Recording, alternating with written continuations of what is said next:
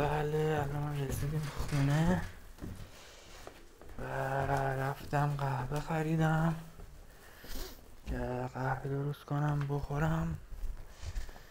پدر بهش گفته بودم که مواد شوینده بگیره برام و گرفته آورده. وای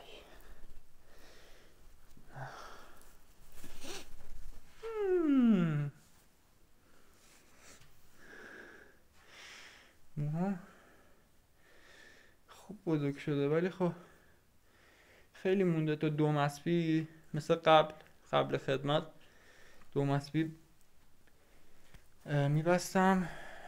خیلی مونده دیگه.